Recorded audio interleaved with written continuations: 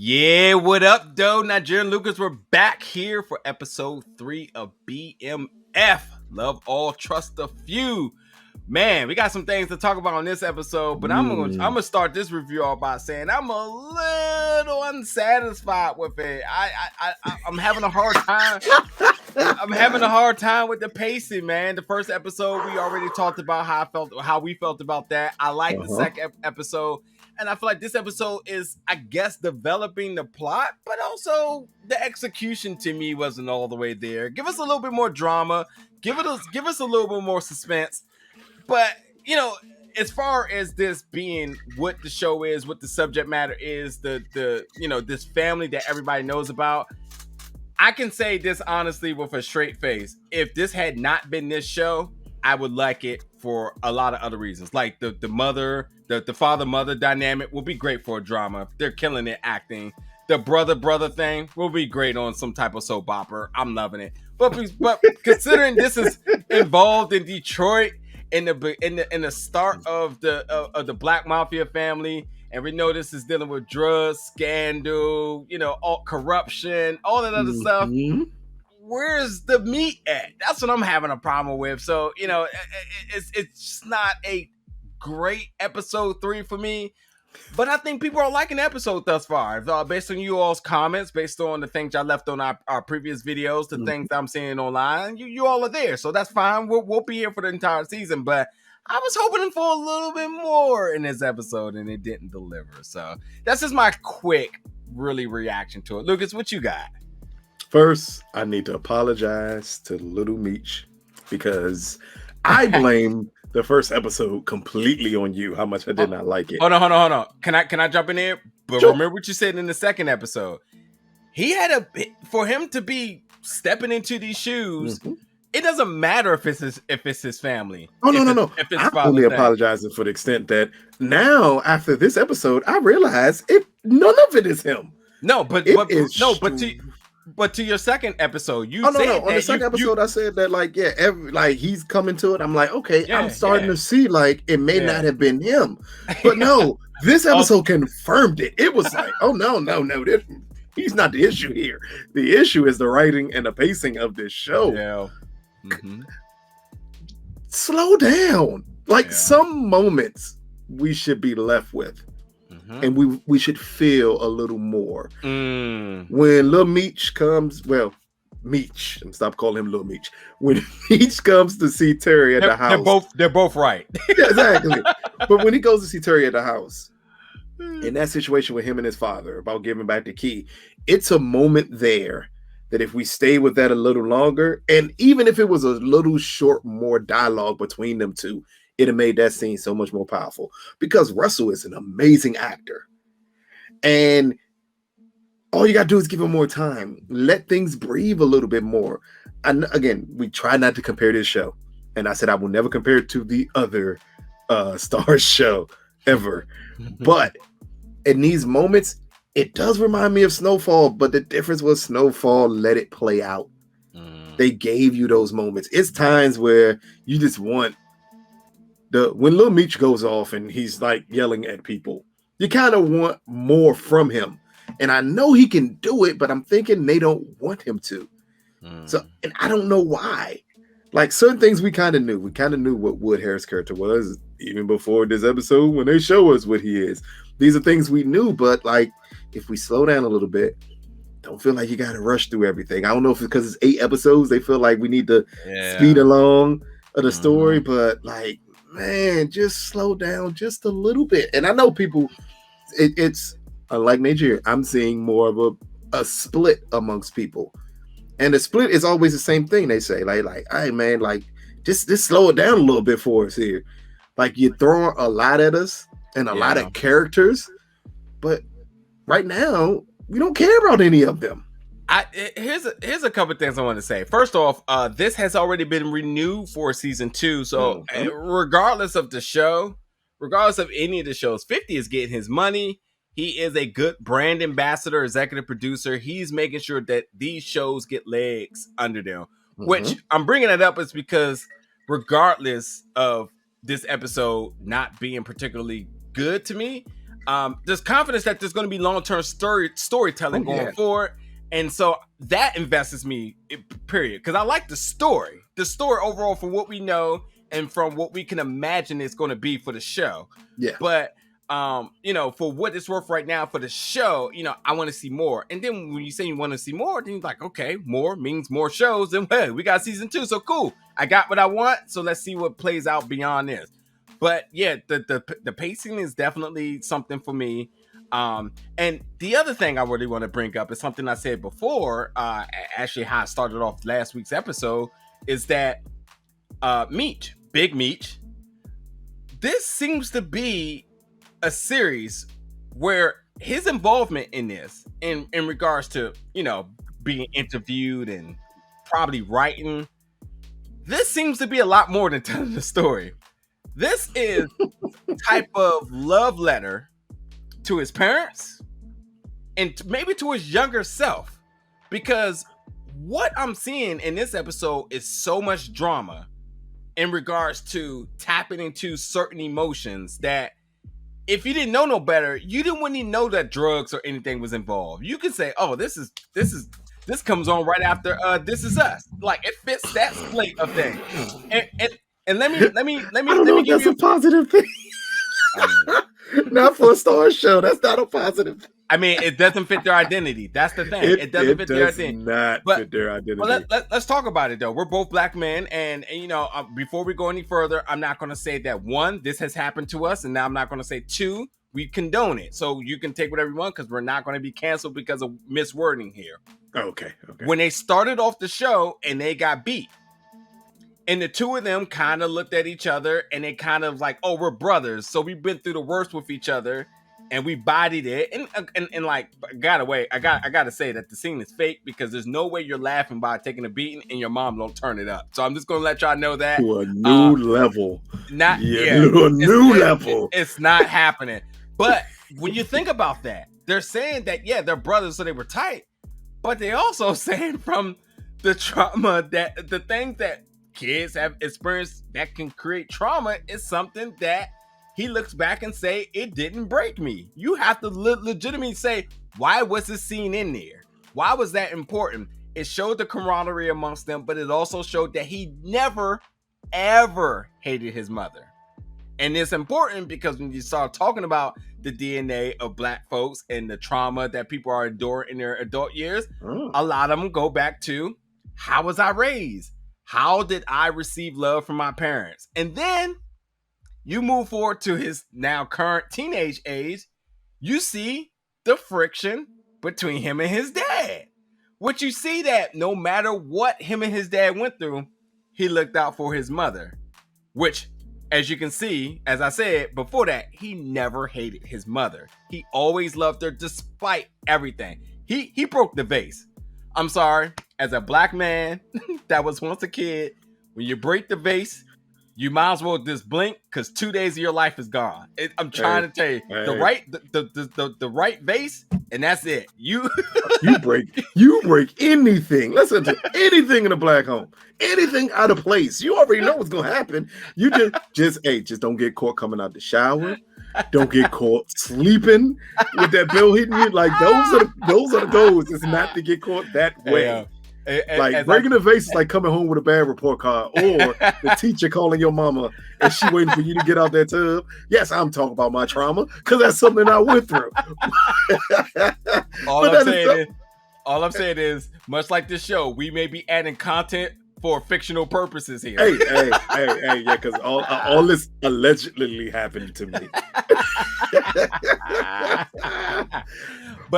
But it is important that we understand that that's what Meech is displaying here. You know, his son, Lil Meech, who is playing Meech, wouldn't know these things. But that's the bond that they're having. Where when you think about that, hey, son, let me show you what my childhood was. And if you don't understand, in layman's terms, I say, let's create a bond over nostalgia, over my history. So then I got an interesting question for you, because I think you went down an interesting path there. We all know that the other show that we compare this to at times, just because they both set in the 80s and drugs and all this other stuff, is also based on someone's life.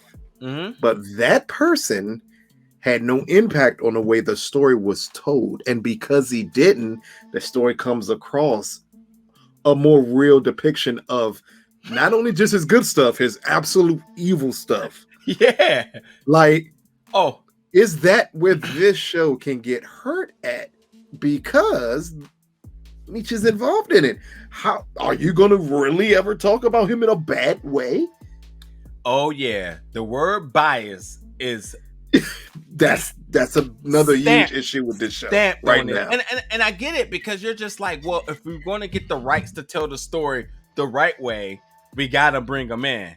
And you have to understand that if you don't know Meech, then I'm going to just give you one thing about him. He's an entrepreneur. He's a businessman for many years and gave a bunch of people opportunities. And those people gave other people opportunities. That's why it's family. So you have to think, if you're going to consult with him, it ain't going to be like some type of ad hoc work. He's being brought in. He's going to know what's happening. And if this is a story that's dear to him, you know his fingerprints, his DNA is all over there. So, yes, Lucas, to your point, does that hurt the show? It depends on which side you're looking at this from.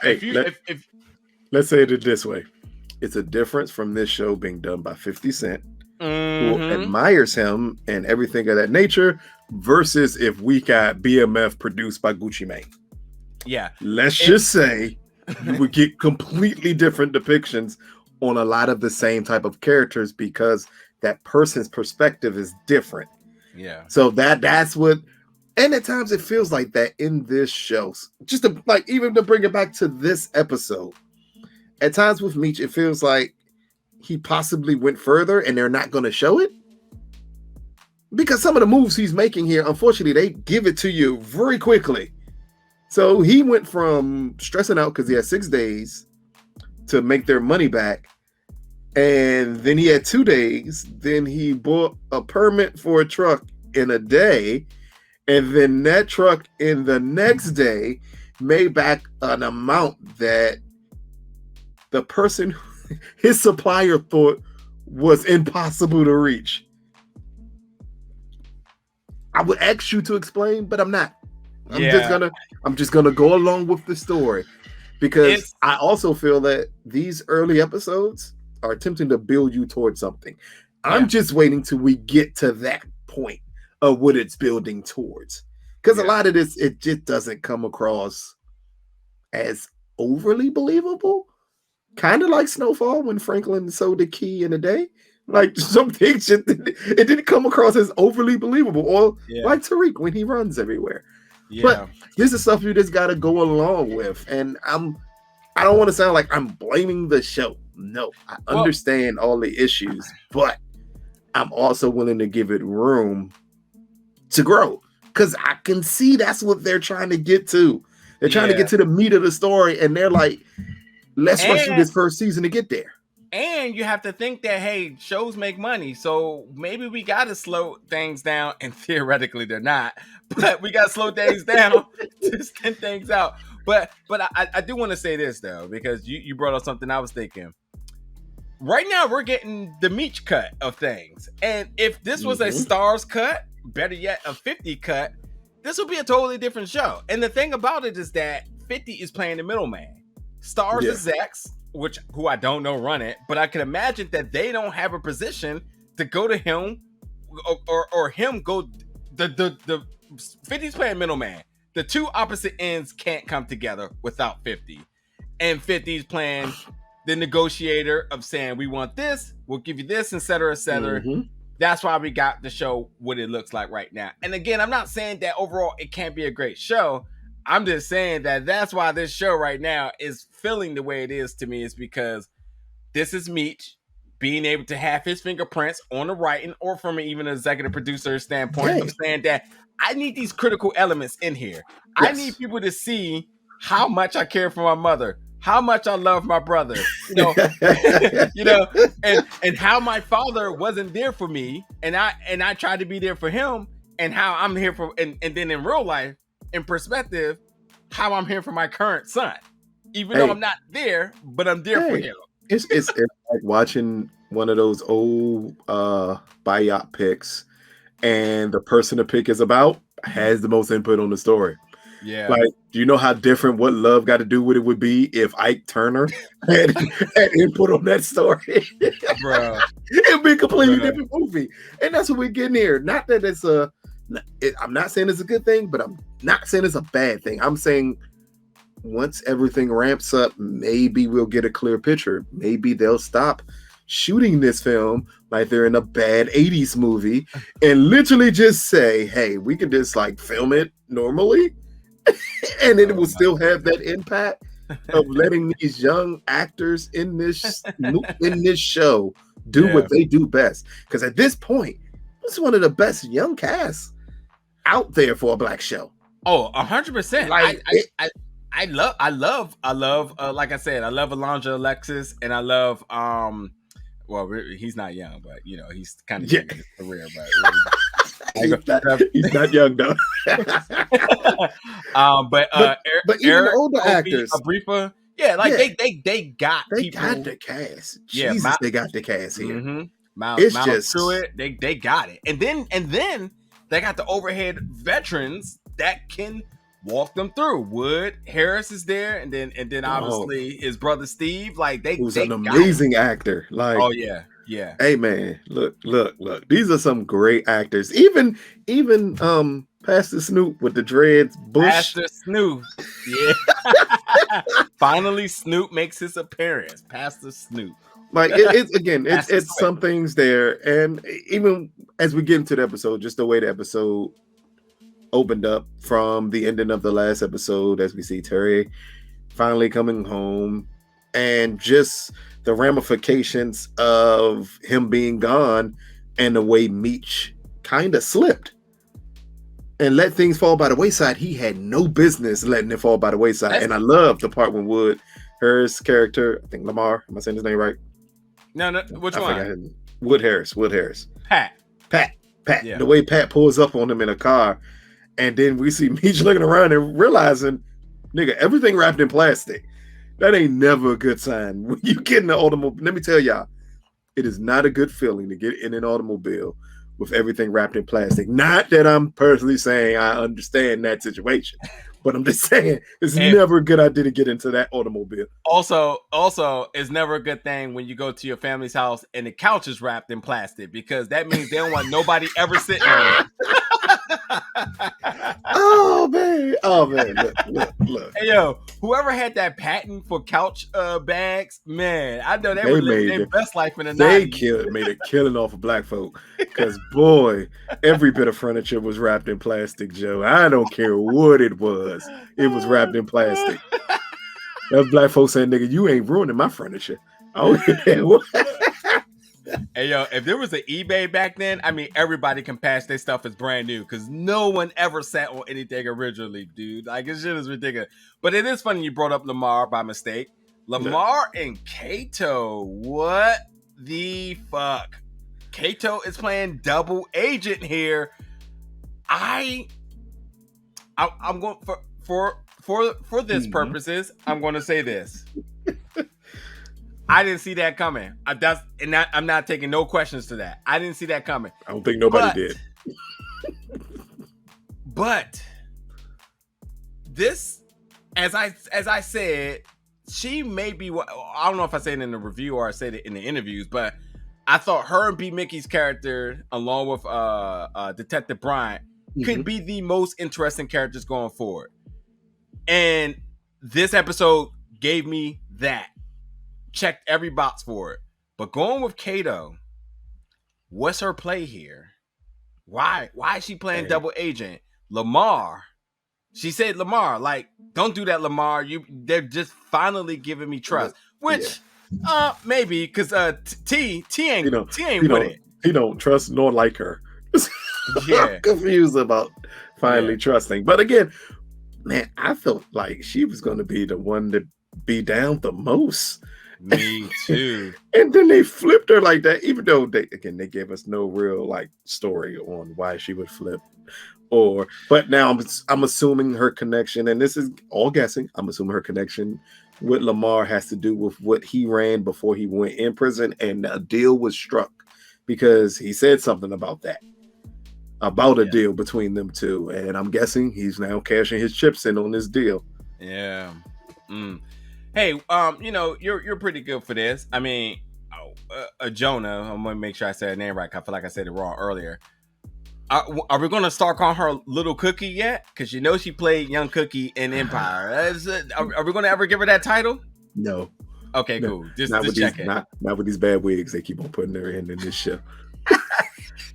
I think all jokes aside, I think she's fantastic. Yeah. I thought she was good in 13 Reasons Why. She was also in the show Runaways, which is a Marvel show. And then she was in Empire. I think she's fantastic, and I think that the cast here is great. I even love Cash Doll. Yeah. Like, come on, man. Like, everybody is good here. Yeah. But I think her and Terry's storyline has the potential for right now being the most interesting. Yeah, well, I got something to argue with that, but we'll see. Uh-oh. Folks, if you've never been down to Atlanta, which I know this is in Detroit, so don't come for me, I know. But right now in this day and age, if you've never been down to Atlanta, I'm going to tell you that there's two places that you should go to that isn't a club or the strip club after 11 o'clock. That is the skating ring, and that's the bowling alley. And when we saw the closing shot of how it goes down in the bowling alley, please note that if you go down to Atlanta in certain bowling alleys, you're going to get the same depiction of things going down. So I thought that was really interesting because this is the war that's going forward. We see that Meech and T putting things together. And it's crazy because they were just at foes.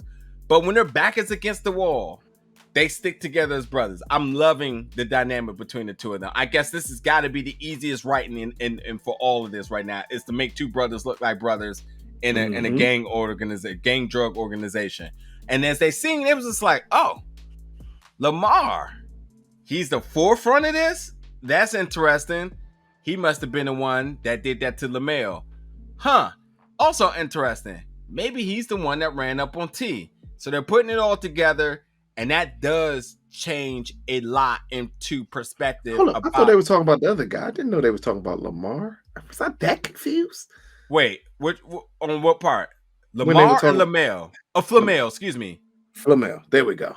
Flamel's in the hospital, yes. Yeah, but they thought the other dark-skinned gentleman, I forget his name. Meech said his name. They thought he did all of that, not necessarily Lamar. No. Yeah, so you're right. Yeah, so when Lamar shows up next to him, but they didn't think it was Lamar doing any of that. Yeah, but hold on. I'm not bugging. I know. No. Yeah, hold on. Let me make sure I got my thoughts right. Lamar's in the forefront of the group now, and folks, let us know in the comments. I mean, I already know you. No. He came in the forefront after Meech noticed the other gentleman in there. Yeah, Flamel. Nigga, which one is in the hospital? Look here. See, this is how you can tell we jump on to review this stuff right after the episode and do no research. Here we go. If we did, we wouldn't. Yeah. Okay. Let's just make this easy. Flamel is in the hospital. We know that because Lamar peekabooed him. Peekabooed him. And he said, when you get out, where do you want to be at with things? Lamar is running I'm not doubting that part. Yeah, I'm not doubting Lamar's position. Yeah. What I'm stating is I believe they think, was it Flamel, the black dude, and that they first noticed in the club, and Meech notices him and says, oh, why he here? I think they thought he's the one who did it. Not saying that we don't understand Lamar's running. Gotcha. Yeah. You're right. Yeah. So anyway, I mean, that's the war going forward. We get that. So that's what we look forward to for next week as to what's going to happen with that. But it's the Lamar Meech war, the game versus game thing. And by the way, I gotta say this before we go any further is as the Chris Brown guy would say, these hoes ain't loyal. So yeah, we'll just leave it. She flipped sides quick. All that nigga had to do was play Monopoly with the little girl, and she's come on, man. He playing Monopoly like a corner boy. Hey, that dude is Fresh Not out. only is he Fresh playing out. Monopoly like a corner boy, he playing daddy to a kid that ain't his. Like, oh man, like that again. It was. I think this is just pinpointing that eventually this is going to come down to Meech and Lamar for everything, and maybe Kato plays a huge part in it because she's playing both sides. Maybe B Mickey's going to play a bigger part in it. Yeah, there you go. You hit my point. B Mickey and whatever they got going on, either B Mickey's gonna sniff it out or B Mickey's gonna have her flip for the better good in them. But we'll see. But T isn't fucking with Kato, that's for sure. But T is also having his own share of problems because he feel like with his time away, maybe he lost his position. Maybe his brother don't value him the same way, which also trickled down to his girl, who also feels like she's not getting attention because of what T is going through. So at this point right now, right as I started this review off, is saying there's a lot of drama going on. So if you took everything around the environment away, you'll say, man, these are just, it's a big drama. It's a family drama. It's a family drama. in the end, hey, let's not bring up an ounce of drugs here. We have the older son kicked out of the house by the dad because the dad and him aren't getting along. You got the mother and the dad beefing over bills of the household. You got the baby brother and his baby mama now beefing because he won't eat the box. And he doesn't trust her. And yet she's willing to do everything to make his life better. And then you got the two best friends on the side of them beefing and them trying to figure out how to work everything. Again, it's a family drama. Yeah. It just includes drugs. Yeah, that's entirely right.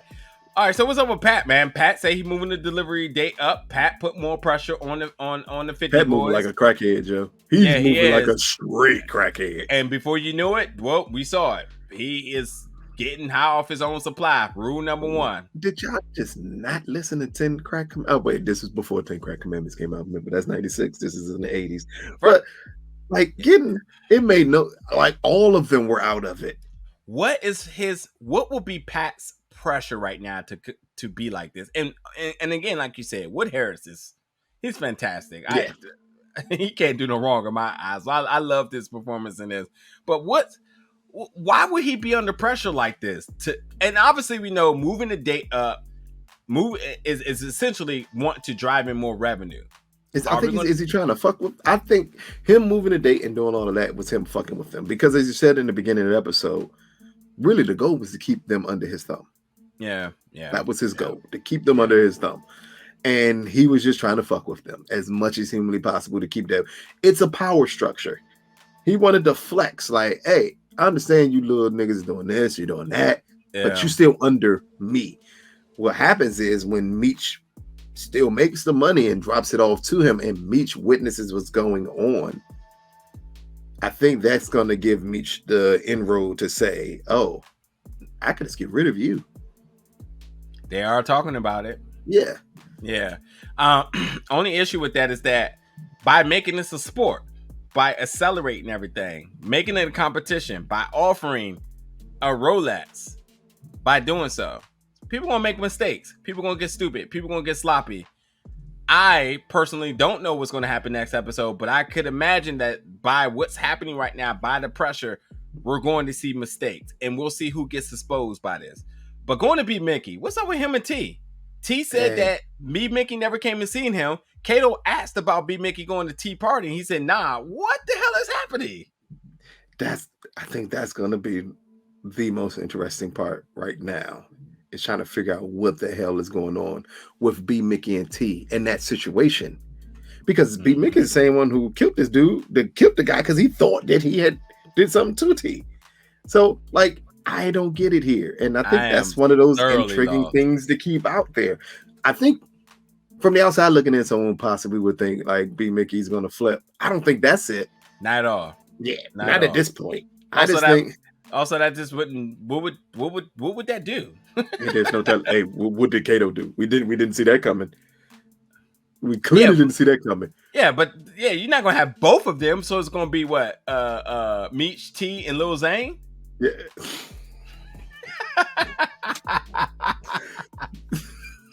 Yeah, exactly. Don't make me break out his lyrics. He had one song and everybody know it. Hey, from the bedroom to the floor. That's all I remember.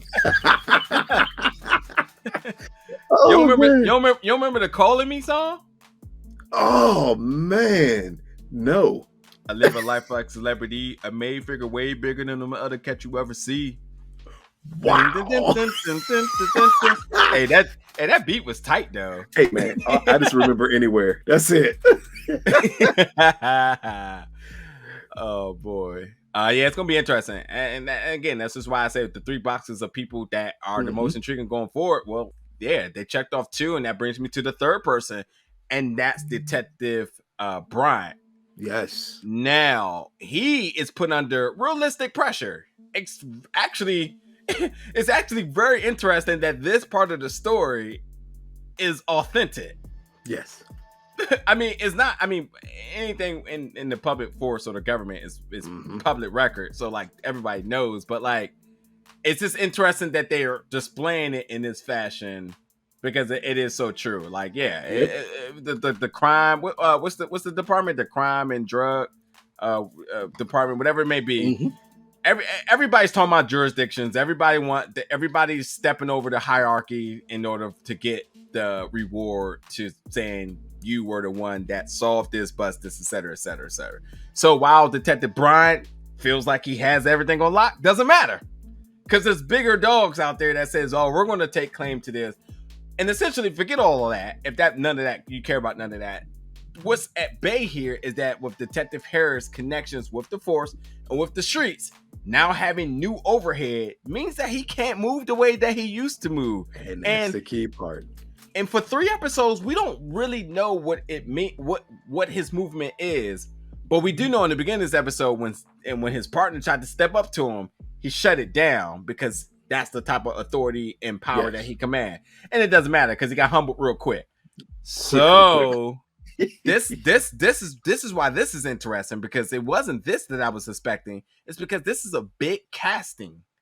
And this character now, if you didn't know nobody, it's like, oh, it's going to get flat. He got to play by the book now because he'll quickly get exposed because he's not working with people that know him. He's working with newer people coming into the office. And if it's we're going to tell a true story, then obviously, just like his partner sniffed it out, you don't think somebody else isn't? So the question is, where does this character go now? And that I don't have an answer to, which is why it's intriguing. And that could lead to some very interesting developments for this type of character. Because again, it's somebody he's used to having control of the streets. Not only that, he's used to technically being the police officer that helps Meech control the streets. What happens when you take that element away from him? Or instead of taking the element away from him, does he just dig deeper into trying to pull that off? That can be the interesting part here. Because in the end, as when he pulled over T and Meech and him just asking the questions about the guy, like, please tell me you didn't do something stupid. And I think he said that because, again, once they brought up Operation Drano, is what they called it. Yeah, Drano. Operation Drano, and everything that he knows was going to come back from that. Now he's trying to line up everything to make sure it can't trace back to me. But I don't think that's going to stop him from still doing everything. And that's going to be the interesting part here. Because, again, this is a huge hire. So he's in this for a reason. And not just to be in it for a couple episodes and then disappear. Exactly. That ain't happening here. Exactly. You just got to wonder, like, okay, how is he going to play out? How is Pat going to play out? How the parents going to play out? Because that's the storyline that I am really, really wondering how this is going to work. Does Meech come back home? Why does Meech say, man, I'm sitting out here smoking a car because I ain't got nowhere else to go? Then he auctions up a Rolex. I got questions, my brother. Or how did Dad just not understand that was T's car? Like, come on, this mysterious uncle who gives her a Mercedes. Like, even a cop said that's a drug dealer's car. We don't see young men get shot up in Mercedes Benzes. Come on, man. Come on. Like, we got to put 2 and 2 together here, people. But I've been waiting for this element of this show when the curtain is fully pulled back on T. Yeah. Because it's already been pulled back on Meech. Yeah. When it gets pulled back on T, how does the parents respond to that? Yeah. That's the more interesting. That's going to be something that I think everybody's waiting for that. Because right now, it's in a parent's eyes, Meech is the bad guy. Yeah. In the audience eyes, T is the ruthless one. Yeah. It ain't Meech. Yeah. So again, when that flips and the parents have to understand that the golden child that they've been praising literally is the one who will live and die for this business. Yeah. I wonder what's next. Yeah. You're right. I want to leave it off on that, but I do want to mention one thing, and that's the 50 Boys got the truck that they're just that they're going to be serving up what they call them, crack burgers. What they call them? Smash burgers? They said, let me get 5 smash burgers. Whatever it was. That's a lot of crack to be buying on your lunch break. Also, like none of that is in what they're doing. What is it, crack or coke? It doesn't even matter. It's not an incognito because they're all still there in chains. It looks very obvious. It is it just doesn't make sense. But it just didn't make sense when we saw as they're giving out the crack burgers that Meech was standing outside the truck with enough gold. Oh man, look. Whenever I see somebody on this show with the amount of gold chains that they have on, even Lamar had on gold chains. And he's supposed to be broke. Like the first thing that pops in my mind, I think it's a Low Down Dirty Shame. Not Low Down Dirty Shame, my bad. Damn it. The other one with King Ivy Wings. The first one he made. I'm gonna get you, sucker. Oh, yeah. I'm gonna get you, sucker. He said when they called him, he said, man, what did he die of? OG. Over gold. That's right. Too many gold chains. Hey yo, I wonder if I still got that. I'm about to watch that too. Hey yo, I forgot. Hey, that's funny as hell. Look, folks, we're that's gonna do it for our review of episode. Oh, and sorry for the young lady, I forget her name, who left a comment on the second episode, and she asked. She said, "Well, could y'all start from the beginning of the episode and then progress your review throughout the whole thing?" I hate to tell you this, we can't. Yeah, but also like it's weird because I've had comments that say I hope you start at the ending, because when you think about how shows, how post shows and reviews that are televised go, they pick over the shocking conclusion. That's where they go off at. It's like, oh my god, like this and that happened. You know what I mean? Yeah. You know, I just appreciated her comment. I know we're never doing that. I'm just letting you know now. As we tell you all, like no matter if we're watching the show with you all or if we get the show early to review it, we just watch it and then jump right on here to have a discussion. So the most exciting moments of the show is what we're going to get into first. Yeah, the juicy part. But just stay and watch the review with us. You can, I can. You know what? If this was live like we did the Power stuff, I would have said just get on with us live and we'll go over it point by point with you. Hey, hey, look, and also we'll take a producer. Like if you want to write our show notes for us and get it all right, we'll take that. Yeah, because you want to prep for us. I literally called Pat Lamar at least 4 times in this episode, and I'm pretty sure other people are going to pick up that I was talking about Pat, and I repeatedly said Lamar. I mean, if you are more than welcome to help us with an outline, so you can like go through the episode or go through our review and just write notes for like they talk about the beginning of the episode at Mark 20. Real talk. Either way, we appreciate y'all checking out our reviews. Definitely. As always, folks, jump in the comments, continue the conversation. We'll be down there also interacting, picking up off the things you said, either responding back or interjecting those comments into the following week's episode. But yeah, we'll be back the entire season, all 8 episodes of BMF. Hopefully we'll see you around for then. If you haven't had a chance to, hopefully if you've listened this far now, you hit the subscribe button and continue to check out more and more reviews. Subscribe button. Like and subscribe. Because I think that's 2 different buttons, but maybe it's not. I don't know. That's what they also. That's what they all say. Yes, smash the like button, all that other shit. But But yeah, folks, definitely thank you so much for checking out episode 3 review. We'll see you back next week for episode 4.